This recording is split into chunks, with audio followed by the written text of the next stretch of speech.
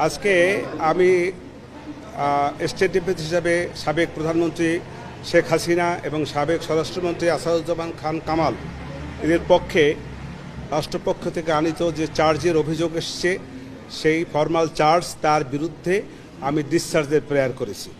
আমি ডিসচার্জে তাদেরকে অব্যাহতির প্রার্থনা করেছি। অব্যাহতির প্রার্থনার মূল যে বিষয়গুলি ছিল সেগুলো এই যে তার বিরুদ্ধে যে সমস্ত কথাবার্তা এসছে সেগুলো কল্পিত, উদ্দেশ্যপ্রণোদিত, রাজনৈতিক উদ্দেশ্যপ্রণোদিত এবং যেগুলো কোনো সত্যিকারের ভিত্তি নাই।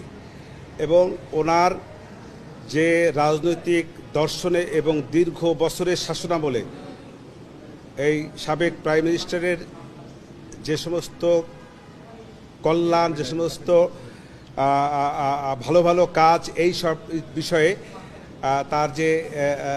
তার প্রতি রাজনৈতিকভাবে ঈর্ষান্বিত হইয়া এই মামলাটার আনয়ন করা হয়েছে। এটা হলো মূল বক্তব্য।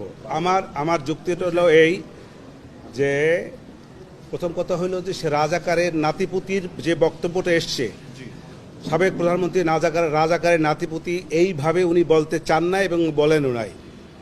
আর রাজাকারকে ধ্বংস করে দেওয়া, তাদেরকে হত্যা করা, এরকম একটা প্রশ্ন আসছে এই মামলার মধ্যে।